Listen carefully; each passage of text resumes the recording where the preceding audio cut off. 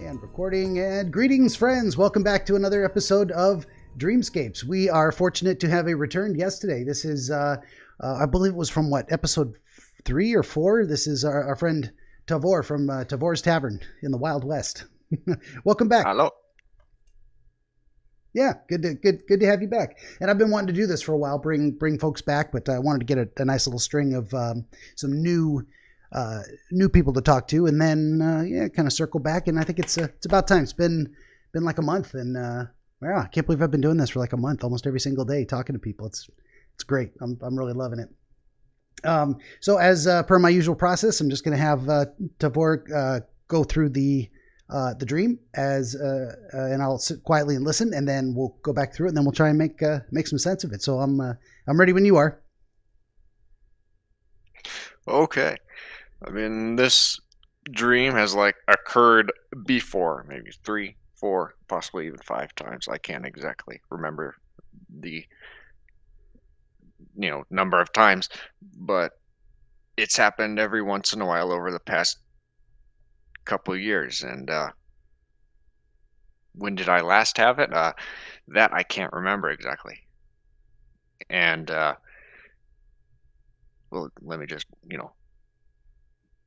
rattle off the details now. So yeah, it starts off in a sort of American style Victorian home, like something similar to I forget what it's similar to. That's too hard to describe. It's mostly I'm being sort of warmed up, if that's the right term, to the family that lives there. And I make friends with the daughter, who sometimes is slightly younger than me. But both of us are under 18. That's for certain. I am younger than I really am in that dream. And yada yada, blah blah blah. The day goes forth and whatnot. Stuff happens. It's just that I can't remember the exact details of what happens before all that. But as it nears dusk, she and I stand on the stairs. You know how a staircase will go, say, the part that goes up from the first floor faces, the north, and then to get up to the second floor, the second part of the staircase goes south, right? If that makes sense. And, it kind of doubles back on itself. Yeah. Okay. And that little section in the middle that's just flat and not going anywhere, we're standing basically right there. And sometimes, the girl will state, if we are to remain friends, or sometimes it's to join our family, that I must give up my heart. I don't know if exactly she said give up my heart, but it was sort of along those lines. And I ask, what will happen? Will I die? Etc. And the answer is pretty much probably lengthy, but to shorten it is no. And then this guy who looks like Lurch, who's part of the family, appears in the window that's right above that part of the stairs, and he's looking through. He doesn't do anything. He's just there watching. And the rest of the family appears around me, and the mother, who looks vaguely similar to Morticia Adams, though not exactly, appears with a tiny little lockbox of, dark wood or whatever. And she opens it, and inside is a sort of red fuchsia velvet fabric, kind of like a jewelry box, I guess, if that's. And she sort of doesn't really hesitate. I mean, she slowly moves her hand towards me, in like, we're going to do this because you basically accepted, even though I didn't really say anything about it. But then she'll just whoosh right into my chest and just pull out my heart right then and there. She just absolutely, goes right through the skin. No pain, nothing, no blood, anything like that. It's just goes in, pulls out the heart, takes it out, puts it in the box, closes the box. I don't know what happens to the box, but yeah, I don't know what happens to the box. So, and I'm staring at this gaping hole in my chest now. Sometimes the hole will just remain there permanently. No blood, no pain, no infections, anything like that. It just a hole. And where other times, other occurrences of the dream, sometimes they'll sew like a piece of fabric, over that hole. Like sewing a piece of fabric, like the sort of intro cinematic to Dante's Inferno when he's sewing that fabric into his chest. I mean, yeah, anyways. And from that point, things sort of just carry on. I'm, playing with the daughter and all this other, general young children games and whatnot. And that's as far as I can remember for now. If more details come to me, then I'll try to say them. Yeah, for sure, and that's good enough. Yeah, that's what you can remember from beginning to end. Fascinating. Yeah, now that you tell me, I kind of remember I saw some piece of this earlier, and I remembered why. I thought it was fascinating because it very much is. So first part, just listen. Now, second part, question and answer. You said over the last maybe couple years you've had this dream reoccurring. You can't remember the most recent time, but can you remember the first time it came to you? What was going on in your life then? I think the first time was like something like 2005. Okay, This was a long time ago. gotcha. And I mean, nothing interesting was going on with me. I know, I was, quite young then, and so I can't really remember that far back. But nothing bad, nothing exciting as far as I can Did think you of. happen to be, say, in a relationship at the time, or? Oh no, absolutely not. I mean, absolutely not. To me, it was, geez. I mean, cooties. Ah, how old were you when you had this dream for the first time? How old was I? Yeah. Oh. Hmm. Maybe like, I mean, like 12 is a bit old to be thinking of cooties, but to me, then still, it was. Sure. Maybe around 12 years old. Okay. Yeah. Okay. I don't know if that's significant, but we'll just put it in the basket, put it in the context of what we're talking about. So the first thing you remember is being inside or looking at the outside of this American kind of Victorian home. No, we were inside. We weren't outside first. Sorry. Okay. No, that's okay. But you knew that's what it was. That's you knew what the outside looked like because of how the inside was. That was the visual image of the inside you got. Right. Yeah. And when you say being warmed up to the family, they were around you or with you or near you at the time? No, not the family. It's just more like just the girl herself. Okay. And I'm using the term warmed up to them, like, Introduced, yeah, becoming familiar with. right. Okay.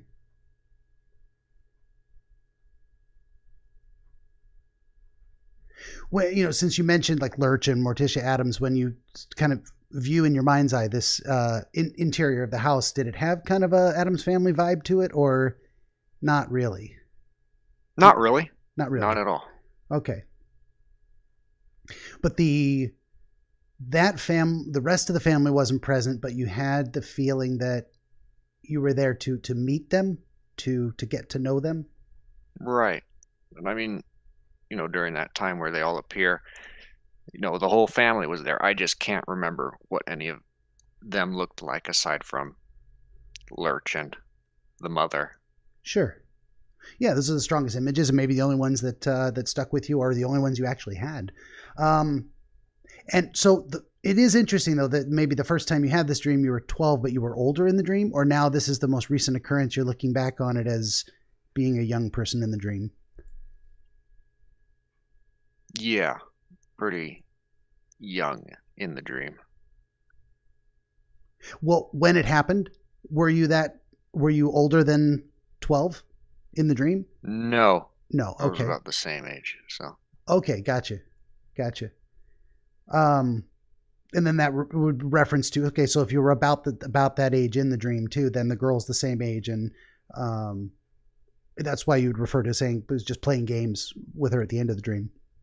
That it was you were right, not older teenagers like ready to get married or anything, but you were just still getting to know her, or just friends, platonic, and sure. Okay, good deal. And where were you with her at the beginning of the dream? Were you in a living room, kitchen? yeah, sort of a living room area. Do you remember any details of the room? Any features? What were you doing together? What game were you playing? Or just sitting on a couch talking? Uh, the living room. I mean, I can't remember any games. Maybe it was hoops and whatnot, but I do recall that the living room sort of resembles. I mean, at the time I had no idea what Spider Baby was, but the living room of Spider Baby, that's what the living room kind of looked like. I don't know what that is actually. What is Spider Baby? Sorry. Oh, it's a movie Okay. from 1967, I think it is. Huh. Interesting.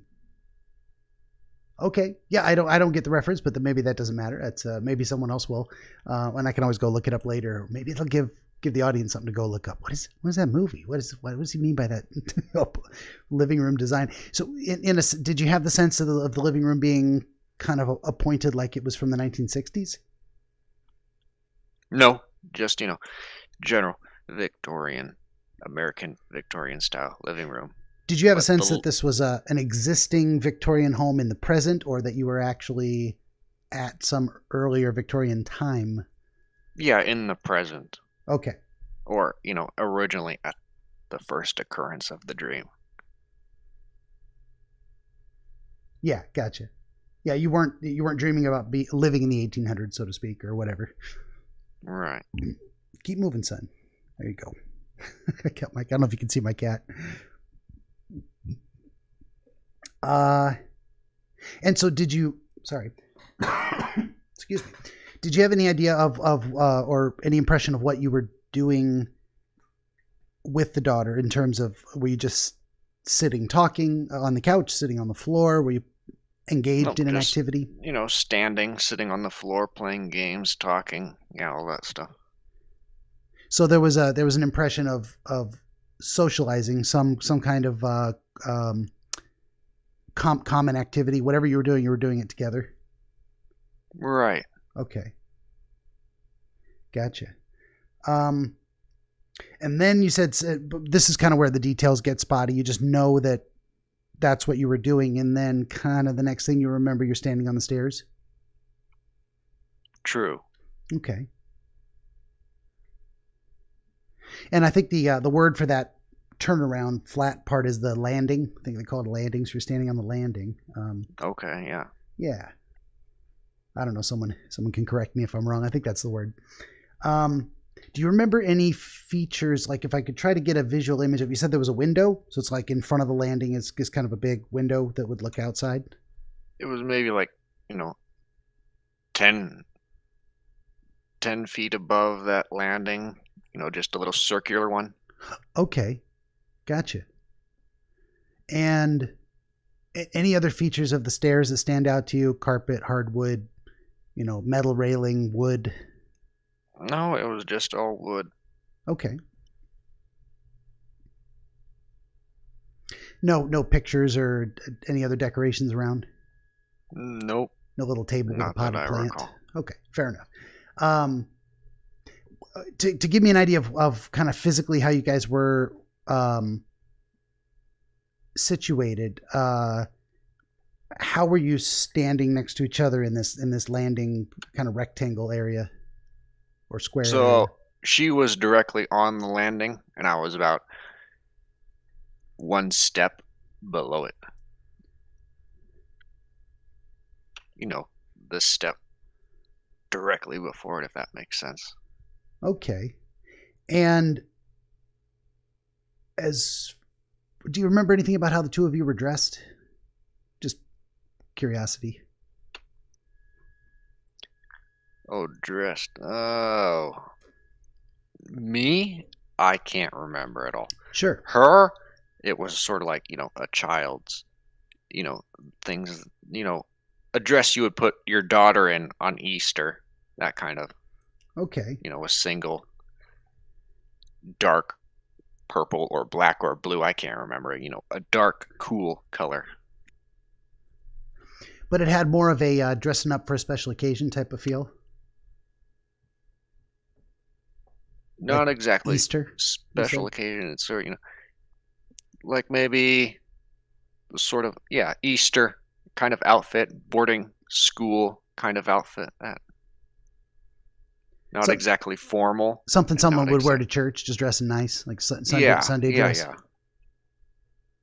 Okay, not formal necessarily. Gotcha, but better than play clothes or a step up from something casual. Right. Gotcha. So you remember she's telling you something, and the gist of it was that if we're going to be friends, or alternately possibly saying something about if you're going to be welcome here or join the family, become part of the family, then you must give up your heart. Yeah. I mean, I don't know if she said exactly your heart, but it was something sort of along those lines. Okay. That might be something to nail down a little bit, as much as you can remember. And the exact words aren't as important as the sense of what she was trying to communicate, like the obligation that was going to be asked of you.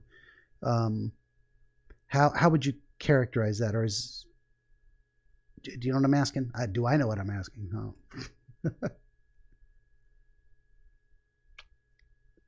Expound on it. Well, yeah, because sometimes people in their dreams can remember exact specific words, and that phrasing means something. And sometimes it's a little more vague, but the sense of communication is there, and you know what's meant by the words. So if you can't give me, say, the exact wording, and that's fine, but whatever was communicated, you knew exactly what she meant or not. Yeah, I knew exactly what she meant by it. I mean, yeah, again, sometimes it was to join our family. Other times it was, to remain friends. But okay. Instead of the word heart, she could have said something else. I can't exactly. That's the part I can't think of. But there was an idea of surrendering something voluntarily. Yeah, I mean, it was. She meant my heart, but the word was probably different. I know it. I'm making it more confusing than it should be.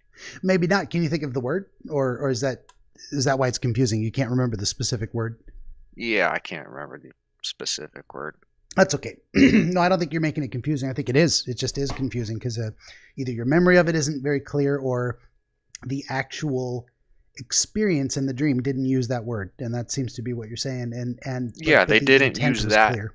They didn't use the exact word of heart, but then and there I knew it meant the heart.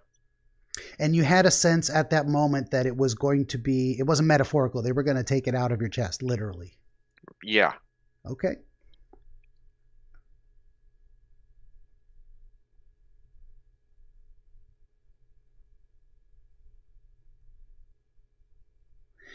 And you asked what will happen. Do you remember how you asked that? Like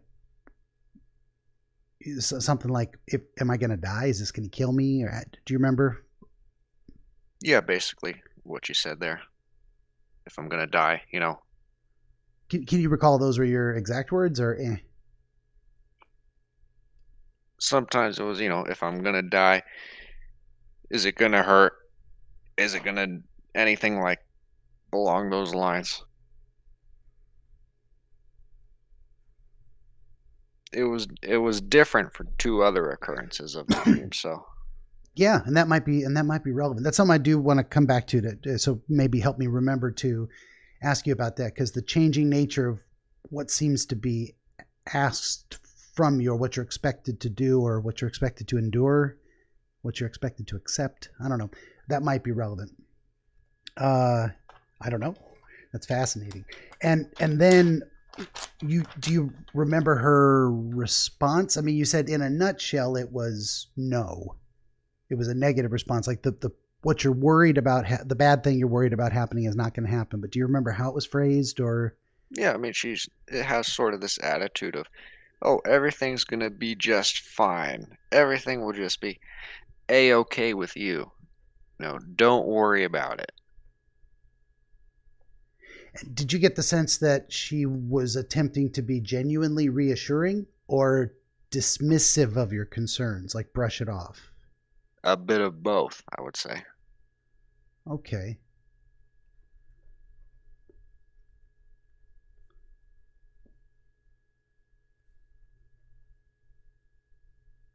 Those are kind of, in some ways, contradictory ideas. And it's not that both couldn't exist at the same time, but that strikes me as uh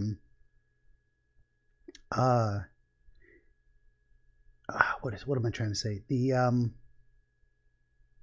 usually if you're trying to reassure someone, you're trying to let them know genuinely that they're going to be okay, but you're doing it for their benefit. The goal is to make them feel better by telling them a pleasant truth. And the idea of being dismissive of it is Yeah, more. sorry. I mean, not the exact. Yeah, she was reassuring me that everything would be okay, but the way she said it sounded rather deceitful.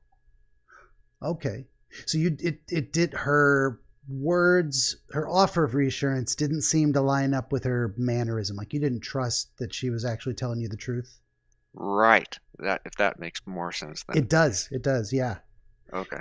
Because and it could have been the other way around too. It could have been literally both things at the same time, that she was offering genuine reassurance and you didn't trust it, so to speak. But but her mannerism, like it was inconsistent. Like what do they say? The affective display, incongruous.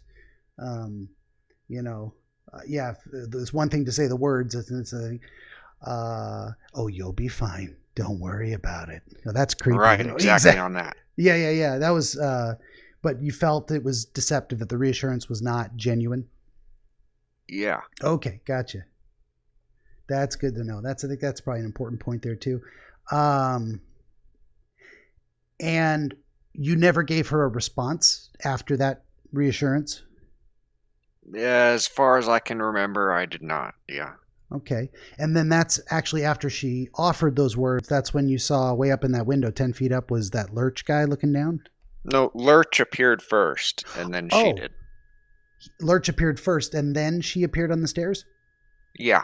Oh, I got that backwards. I thought this was okay. Okay. So you were standing on the stairs and it was just you. And then you saw the lurch guy in the window and then you noticed she was there? Yeah, it was, me and the girl standing at the stairs. Then Lurch appeared at the window from the outside, Gotcha. and she came down from the second floor. Okay. Sorry, I should have mentioned that earlier. No, that's okay. And this may be a detail that actually didn't occur to you until right now, and that's perfectly fine. Um,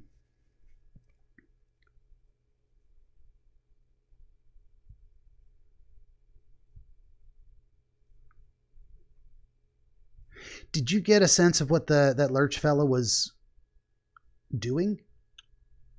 Why he was looking watching. through that window? He didn't have any real significance in the dream at all. He was just, watching. When everybody else appeared from the family, he was the first one that, came up. Okay. So when the girl was talking to you on the stairs, were the rest of the family already there? Did you have a sense that they were present but not First, it visible? was just me and the girl. Then Lurch appeared in the window. Some of the family members came from behind me. They didn't do anything at all. They just stood there. And then, the mother came down from the second floor again, and she was the only one that spoke and actually did anything at all. You said some of the family was behind you on the stairs? Right. Okay. And the mother was actually upstairs, so she came down the same path that the daughter did? No, the daughter and the daughter and I went up the stairs to that landing. She came down from the second floor. Okay. Gotcha. So it wasn't, I thought that you had mentioned that the daughter had also come down from the second floor to meet you in the middle at the landing? No. No, you walked up the stairs with the girl. She Right. made it to the top. You stopped one step before and Lurch in the window. And now, and you had that conversation. Then some of the family members, you had the feeling they were behind you, Appeared but you from never saw behind. them. Yeah. Okay. So there was almost like if you didn't agree, there was people in your way to get back down the stairs. I mean, I didn't have any sense that they were going to stop me. They'd probably let me go anyways. Okay. But they were just there since the whole family appeared. Present, observing. Okay. Right, yeah, observing. Yeah. And so then the mother comes down from the second floor and she stops on the landing? She stops basically, 2 steps before the landing, looking sort of down on me. Okay. That So she's makes kind of on sense. 2 steps up around that corner and she stops and looks Right. down at you. And that's after the exchange with the daughter? Right. Okay. And is that where she performs the motion from that height, from that second step? Apparently, yes. I mean, Okay. and there wasn't very much of a big gap between us, so she was able to do just that.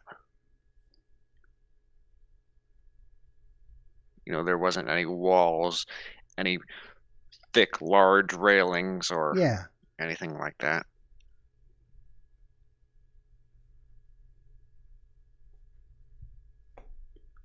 And you got the sense that she was, or you observed slow motion. She reaches out and it's almost like you have to stand still and let this happen. You could easily move. She's not. Yeah, she wasn't exactly slow motion. She was just a normal speed with her arm and right in and right out. Okay. But you had a sense of knowing you could move if you wanted to and that standing still was a choice. It wasn't Yeah, blinding fast like it happened before you knew. It's like you saw it coming and you had to choose to remain still. right. Okay. Or I just accepted it either way. I don't know. Yeah. Yeah, that's the other thing. What were you thinking at the moment when it was happening? Do you have any sense of that? To me, it was like I was okay with everything. Okay.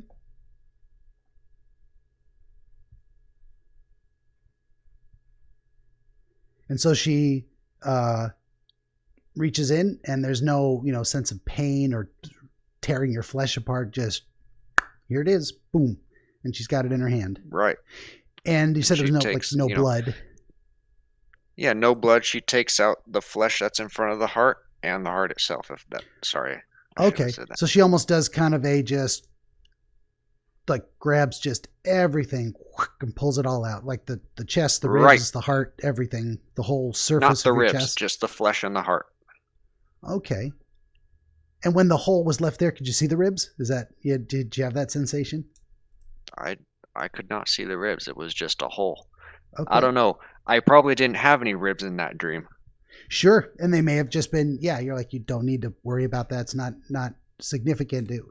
The purpose of the dream probably wasn't to horrify you with blood and flesh and guts and terrifying feelings. It's something else. Um, when you saw that she had the heart in her hand, was it beating? Did it look like a Valentine's heart, or did it look like a real human heart? Do you have No, any? just a regular human heart, and it wasn't beating or anything. It was just perfectly still. Put it right in that box.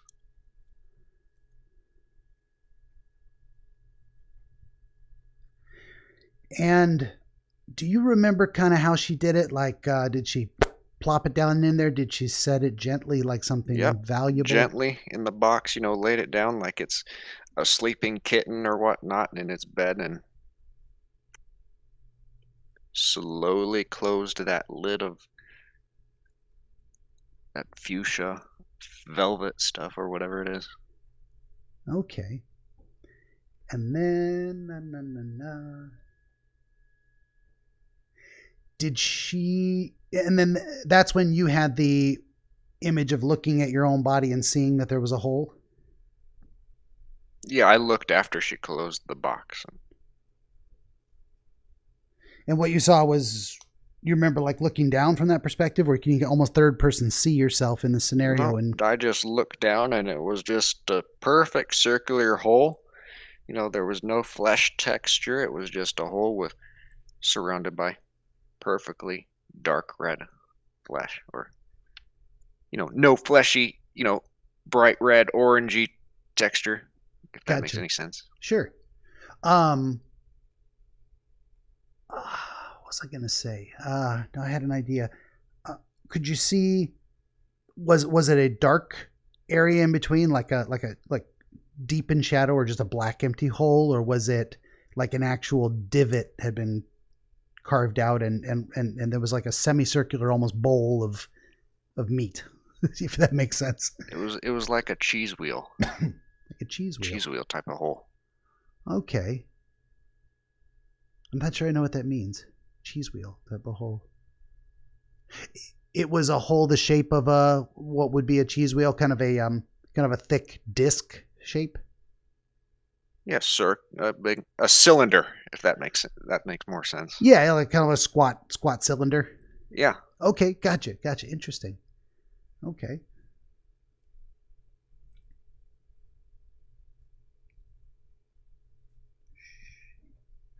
Okay. And do you remember? Well, let's get back around to that when we go looking through it. Like, yeah, sorry. Do you have any memory of what anyone else does immediately after that? The daughter's reaction, the family's reaction. Does the mother walk back up the stairs? Is there anything else to that scene? Uh, as far as I can remember, the rest of the family just kind of carried on with their lives, walked away. I don't know what they did beyond that. She walked somewhere, I can't remember, but The mother walked away with the box. yeah. Okay. And then the next thing you remember, like sudden scene transition, you're back in the living room playing with the daughter again. Yep. Okay. We're going, we're playing in the living room, we're playing outside or something. Yeah. What can you tell me about the nature of the games or play that you were engaged in? Anything stand out? Not really. I mean, like what the games we started out playing. So, hoops, marbles, anything like that. Okay. Just the general idea that you were, sorry, throughout the dream, any emotions stand out? Any internal subjective experiences seem to peak or throughout that? Not that I can recall. It was all pretty neutral in terms Right, yeah. in terms of that. Okay. And did you have a sense of anything changing about you before and after the heart was removed? The play at the Yeah, I beginning mean, of the dream? I felt more cold, but that was it. Nothing else changed about me. Felt more cold. Could Could you say a little more about that? Yeah. Yeah, cold, clammy, that kind of feeling. Interesting. But no change in emotions or thought process as far as you could tell? Right. Huh. Okay. And then, do you remember any definitive end of the dream, like any last detail right before you woke up, like where it kind of stopped? No, I mean it stopped when playing games. Do you recall it stopping on any particular game or in between games or walking into another room to start a new game, something like that? Most of the occurrences end when we're still in the living room. Okay. In the living room playing games after all this.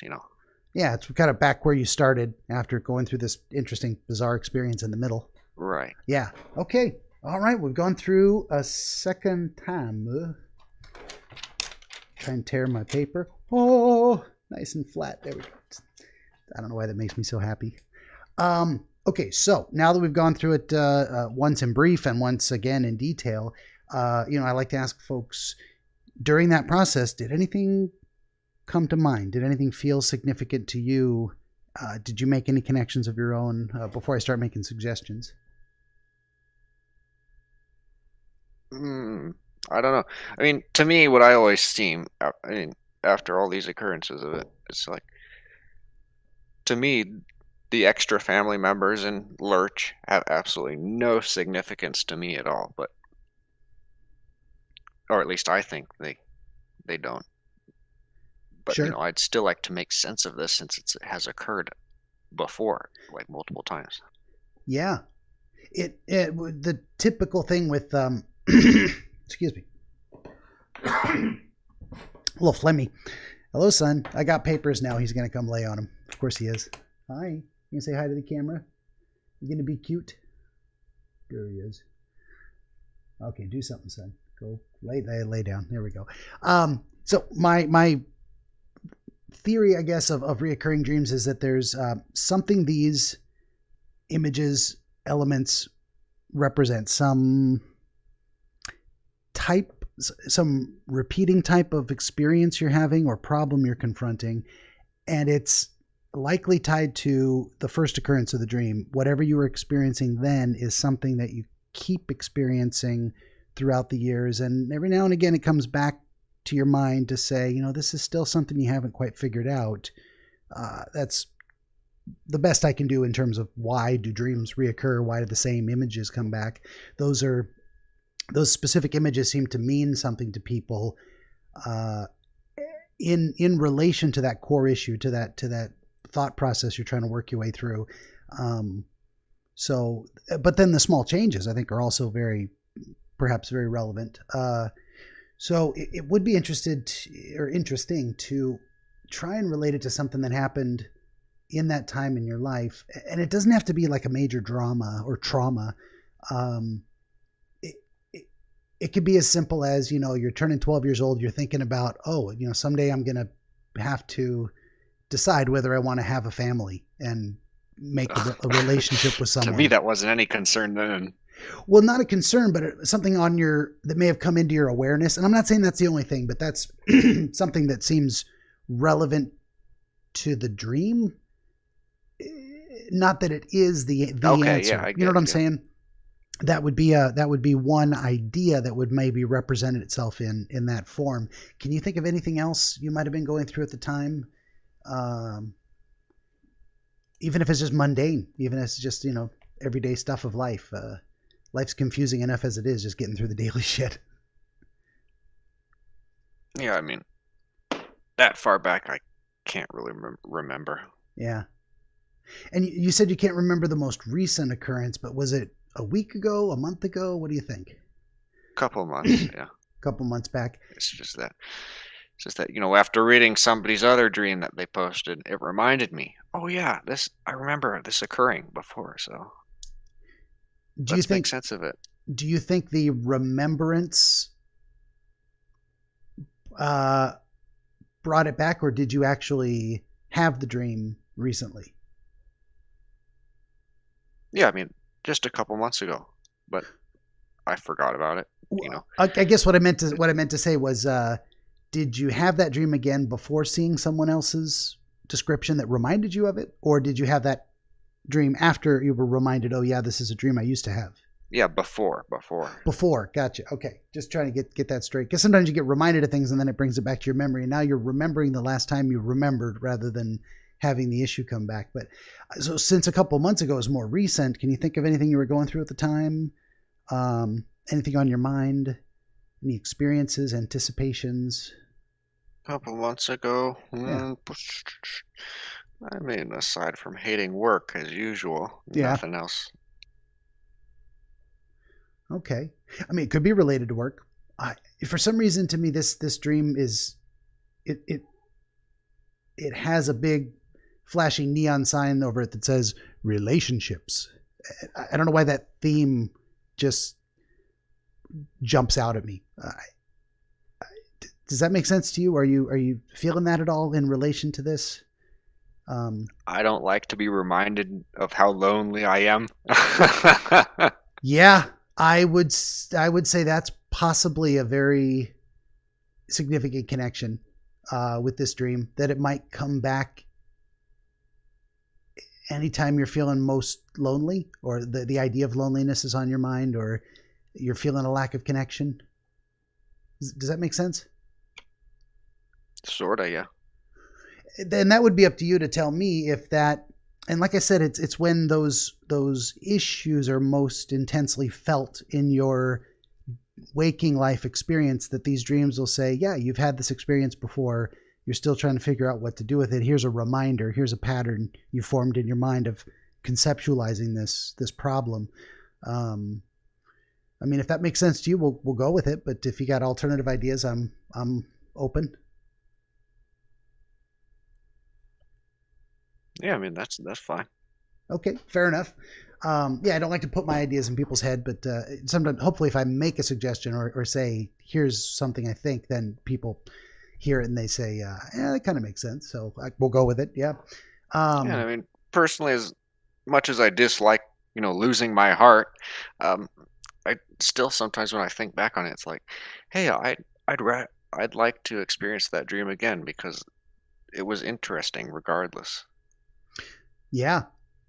Yeah, and that's another thing that occurred to me, is that maybe when you were a kid, this was the kind of how you conceived of that idea of, and it may have been the first time you were kind of processing that abstract concept of giving your heart to another person as a metaphor for relationships, and trying to make sense of, what does that mean? What does it mean to give my heart to someone? Like open my chest and pull it out and hand it to them? And because we're going from being a kid and having very concrete ideas of literally giving your heart to another person, or the metaphor, and trying to say, well, what does that really mean? How would I do that in a relationship with someone? So you get that strong dream imagery of not just giving it to the girl, but like, and that's interesting too, is like the girl didn't take it from you, and you didn't give it to her. It was the mother that took it, but only because you allowed it to happen, because you were okay with it. You could have objected, but there was something about that you were willing to endure or accept in order to form that connection. I don't know if any of this is resonating with you. Yeah, I get it. I don't know if you have any thoughts on it, or I mean, what I'm thinking of now, it's like, you're saying this relationships and whatnot, but it's like, you know, uh, and that might not be the right word or the right way to phrase it, but that's just geez, I mean, it's like, yeah. I may not be attracted to the Lolita who I'm playing with, but You're also a different age in now your that I'm dream. older, it's like, hey, I don't mind it if Morticia Adams takes my heart. I mean, she's rather foxy. Yeah. Well, I don't see this as in any way a sexual dream True. whatsoever. Yeah. Yeah, I get it. and it wasn't. You weren't doing anything sexual in the dream. It's definitely about, and there's something significant to the idea of being children. It's what is a child? Children are innocent, but they're also naive. They don't know a lot about the world. they don't understand how things work, but they're just little people. They still have the desire for friendship and connection and family and those meaningful things. Right. But they're also young enough, and the idea of youth is not unlimited, but a tremendous amount of potential. Just starting out, anything can happen. There's a lot of that imagery going on in there too. I think that's the more significant aspect of this being children, is that it started when you were young, so it's kind of an image that formed at that age, and that you're returning to that age because of some I don't want to say foundational, but some concept that got crystallized in that image from that age that you've carried forward with you, that's causing it to come back. I'm using a lot of words, but I get where you're going. That's the general idea. Yeah. Yeah. Now, of course, looking back at it as an adult, I'd let Morticia Addams take my heart, and me too. Yeah. Why wouldn't you? I also liked was it Angelica Houston who played with Raul Julia in the more recent remakes? What was from the 90s, late 90s, early 2000s? Yeah, she was good in that role too. Don't torture yourself, Gomez. That's my job. I love that. That's great. Yeah,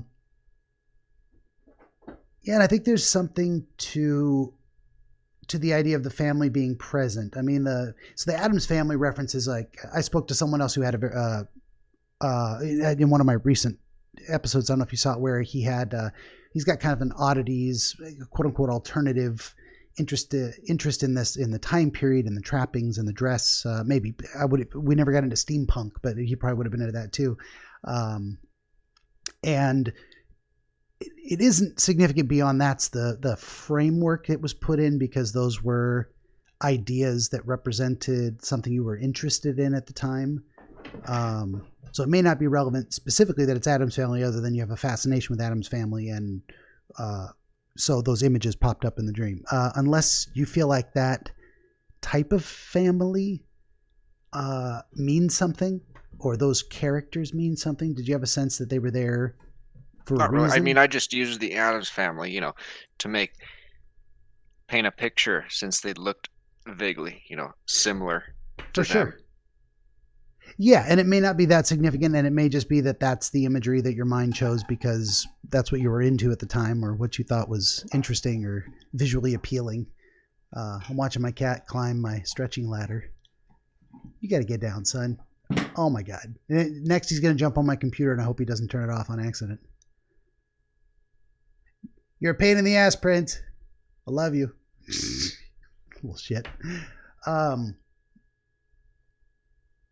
But I think it is important that there was this, the family was present, that they were there to witness or participate in the event in like it was almost like a wedding. Not exactly, like there was not a sense of a wedding, but what does family do at a wedding? They come to observe, they come to watch the process. So they were there to not commemorate, but observe. What's the word I'm looking for? You know what I'm talking about, when people get together to witness something happen that's important.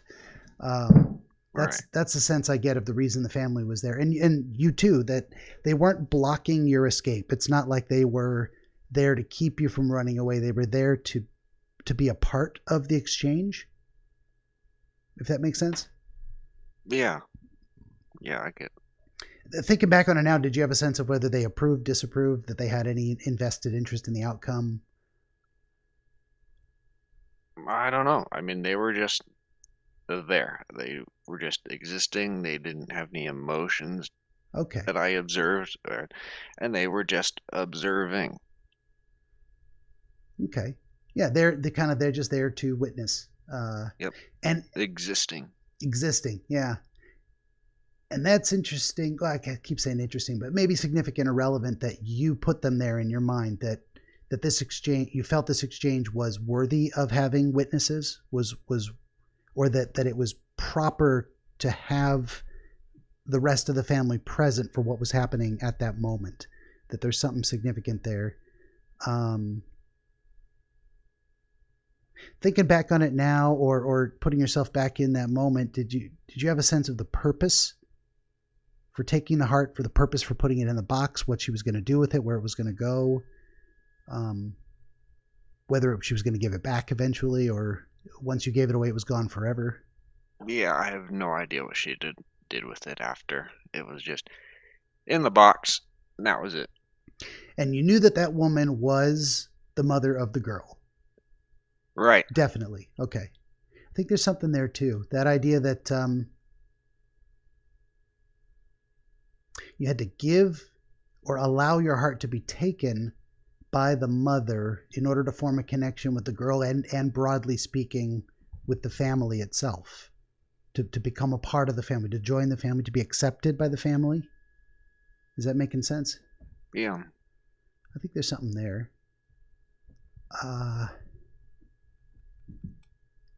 Or at least, like I said, to remain friends with the girl. Yeah, to not be rejected, cast out. I mean, did you have a sense of what was going to happen if you said no? You were going to have to leave, or? I guess I could have just left.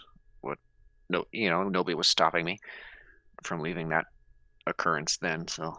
And you didn't have a sense of what would happen if you said, no, I'm not going to allow this. Like, were they going to let you stay, or were they going to throw you out? Or, you had to make the decision to allow the heart to be taken was necessary to remain. Yeah. So the sense was, agree to this, or this is over. You can go if you want to, but it's your choice, but that is a choice. I could probably still remain somewhat friends with the girl, but it would be sort of on unstable ground if that makes more sense, or any sense do. at all. The word commitment came to my mind there. What do you make of that? Okay, yeah. I mean, you don't have to just agree, but that concept. Yeah. What do you think of that?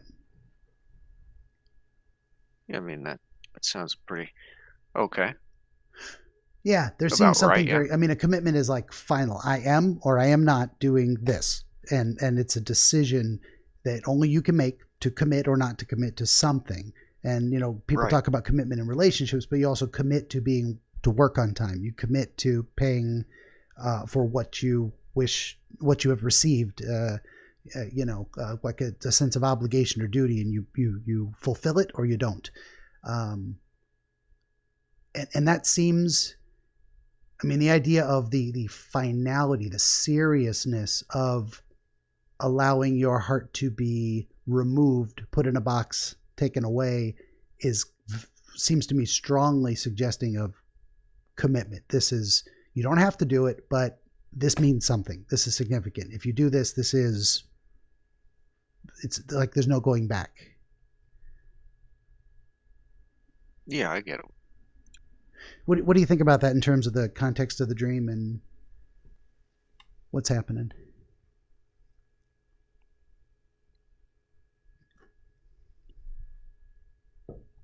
I mean, it's rather difficult to put my thoughts into words on that, but I'm following along with it. Yeah. Okay.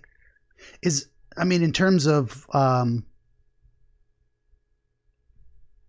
recurrent bouts of loneliness, and thinking of the concept of commitment, where do you put those two things, or how do you put those two things together?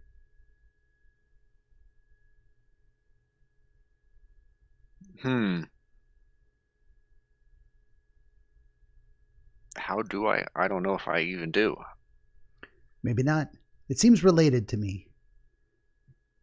It seems like, what is the cure for loneliness? It's connection. And perhaps to form a connection with someone, you're willing to give your heart completely, like removed.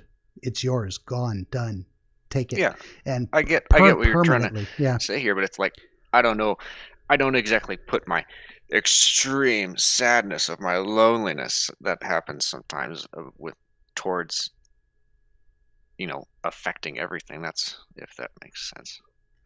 Yeah. Yeah, it doesn't dominate your life, and that's healthy. I mean, if it did, you'd just be sad sack moping around, complete abject Right. depression. You got to get shit done. You're still living your life. You're still enjoying things and taking it one day at a time. But I think there's something strong there in the imagery of like maybe at first it was contemplating the idea and the metaphor back when you were younger, and as you've gone through the years, having it come back occasionally when you're lonely or feeling a spike in those feelings temporarily, it has morphed from from that initial impression of kind of bizarre curiosity with the concept to now being kind of iconic of a desire for connection, to become a part of another person's family, to actually not just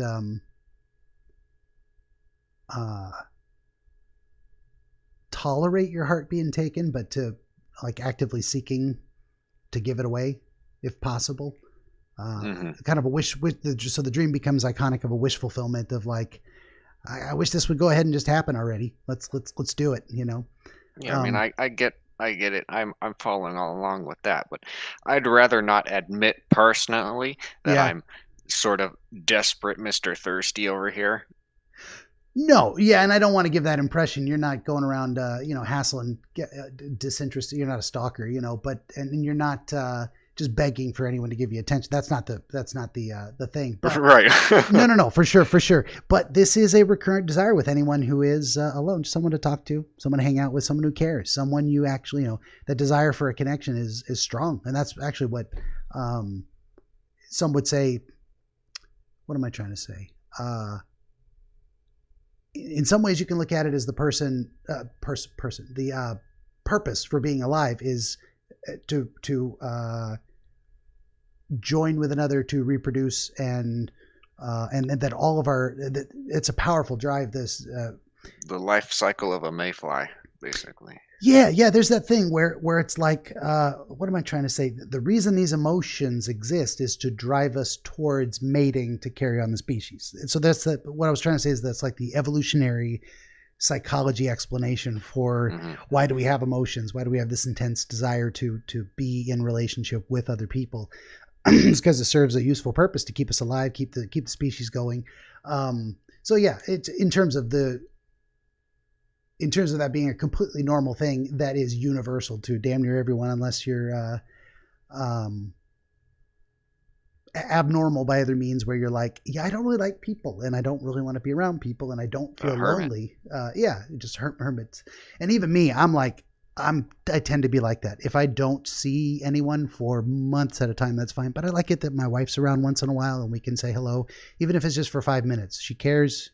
I get a little reconnection for a minute, and then we both go do our own thing, and we sit in comfortable silence in the same room and don't say anything to each other. Now time to cool down again. Yeah, just that every once in a while, you still there? Good. Okay, go on about your business. Don't pay any attention to me. So even that is just enough for someone like me, who is quite very much a hermit in my daily life, or in my preferred interaction style. That's kind of what I'm getting from this. There's I think there's also maybe some interesting symbolism in the idea of it wasn't the girl that took the heart, it was the mother that took it, and that she was gentle with it, and that there was no pain involved in the process, that she, like a sleeping kitten into the box, protected in a way. It was given into the care of this mother figure. Not sure what to make of that either. So, the girl was the person you wanted the connection with because age mates and maybe relationship potential, but by virtue of joining the family, but that it was the responsible, almost matriarchal authority figure that accomplished the task. Yeah, I'm not sure what to make of that. There's maybe some issues, not issues, but references to your view of the feminine in general, of your desire for we go Freudian and say, a connection to past or current relationship with your mother. Heck, I have a good relationship with my mother, so I don't know why why it would give me that type of meaning.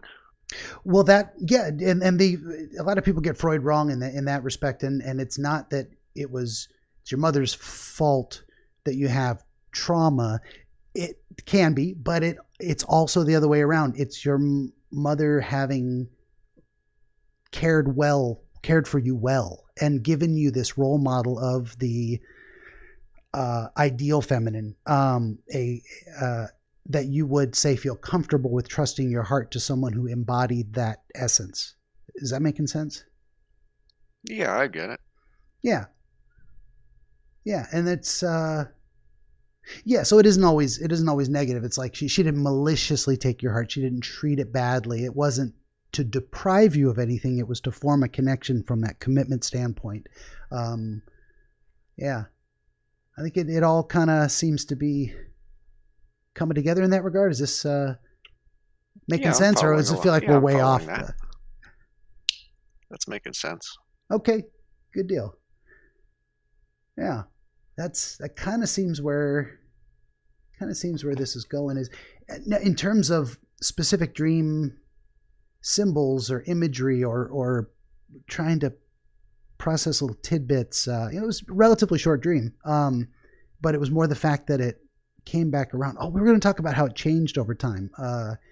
Do you remember any sequence to the different methods of interacting? You said sometimes it was a hole, sometimes they stitched cloth over it.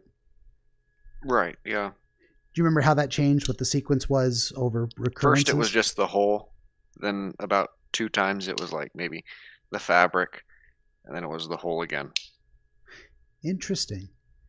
Can you link that to anything that might have been happening in your life around the time the fabric appeared? That I can't. I have no idea why that occurred at all. Interesting. Yeah, I don't know either. There's a reason for the change. There's a change in the behavioral circumstances of your life, the actions and the events, the occurrences that may have been happening around that time, or there's a difference in your conception of what was happening in the dream as it relates to the purpose of the dream. Excuse me. Oh boy, that coffee's catching up with me. Yeah, that seems a gesture of in one sense it could be covering it up, and it wasn't you that stitched it. It was was it the daughter, the mother, the other family, the lurch guy? Sometimes, once it was me, the other times it was the mother. Okay. And there's something in the open hole being a vulnerability, perhaps, and so you may be seeking to cover it. Maybe to fill the void. Fill the void? Yeah, no, for sure. There's a lot of different metaphors with that. That's why I was thinking covering can be for shame or for like an expression of tenderness and care. Like this is missing. You've given it away, but don't worry. We're going to give you something to replace it so that it's covered and protected, so that you're not. Or maybe even just for show, Yeah. Let's cover this hideous hole, shall we? Very well could be. Yeah, that's more of going the shame angle with it, of like you don't want other people to see that, and that may have been part of it at the time. You may have been feeling like your personal desire for increased connection was on display in a way that you were embarrassed about at the time, and so you're like, let's just cover this over a little bit. I don't know. It's pure speculation if that's not something you remember. Yeah. Did any other elements of the dream stand out that you wanted to talk about, or that still puzzle you, or? Yeah, like the fabric of the little chest. That never makes any sense to me. Fuchsia. What I hate fuchsia. I hate velvet. That kind of fabric just makes me ugh. Huh. It's just terrible. But I don't know why it was there. Now, when you say, is it the touch texture of the fabric you hate? Is it the visual appearance of it, or? yes, just the feeling of it. It's like, Huh. ugh. Yeah, it does have a very interesting kind of. It's soft but firm, rough. It's weird. Yeah, It's weird. it's Yeah. firm. It's weird. It's not like, animals or anything like that. It's just, you know, making disgusting noises again. Yeah. I don't know. There's two possibilities. One is that that was an iconic representation in your mind of a jewelry box, which is kind of how you described it. But the idea Right, of true. Yeah, this yeah. this is something into which something important is placed for safekeeping. Not True. Yeah. it wasn't Yeah, thrown in yeah. a garbage can. So that's one interpretation. The other is that the the nature of the fabric made it an uncomfortable place to put your heart. Like you wouldn't want to put you're like, can you put it in a different box, please? Like not that one. I don't like that fabric. That could have been something too, but you don't remember having that experience in the dream, or do you? Right. Yeah. To me, it was just normal, Okay. you know, f- generic fuchsia You, fabric stuff, and and you didn't have I that had no. response in the dream. Yeah, exactly. Okay. I would go with probably the first interpretation that was just the iconic or symbolic representation of this is a Yeah, box for something important. that Yeah. makes more sense. Yeah. Now that Yeah. I think about it. Jewelry box, because your heart is a precious thing, and you would want it to be well cared for if someone takes it, and you want it to be well cared for by someone you could admire, like you admire your mother and think was a good woman. Uh, yeah, I think that kind of makes sense. Right. Yeah. Wow. Any other elements that pop to mind?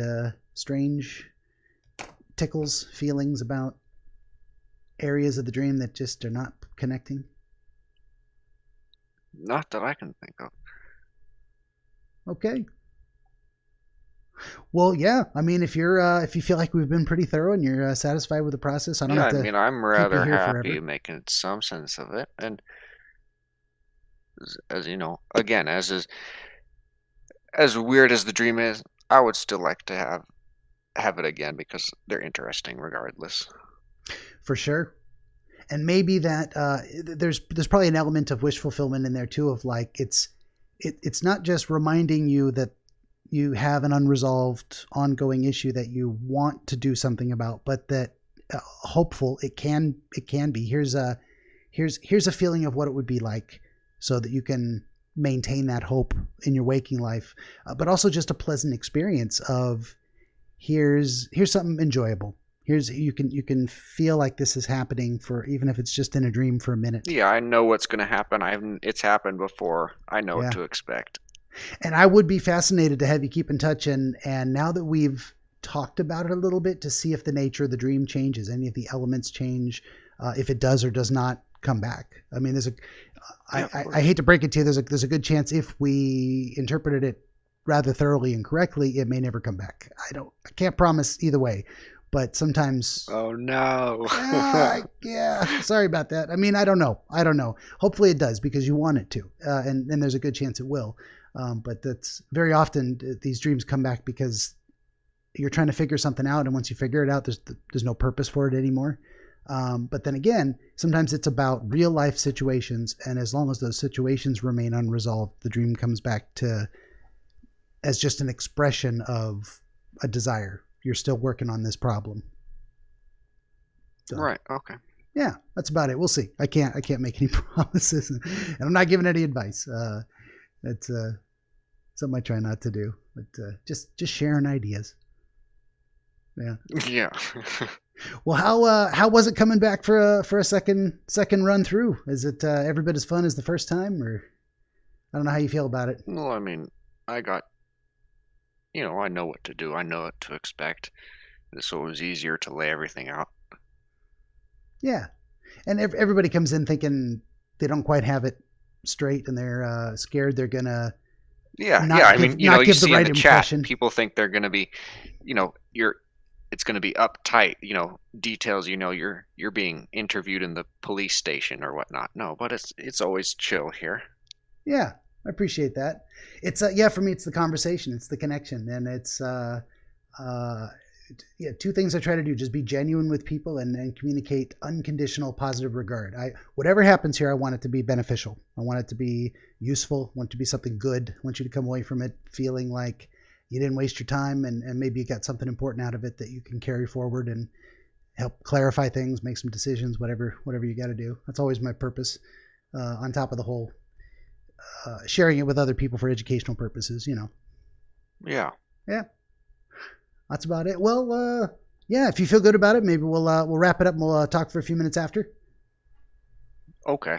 All right. Sounds good. Well, then I'll just say to folks at home, that's it for another episode of Dreamscapes. We thank you for coming along and, like, share, subscribe, all that good stuff. And once again, thank you to Tavor for coming back for a second time through. I appreciate it. Good night, everybody. All right.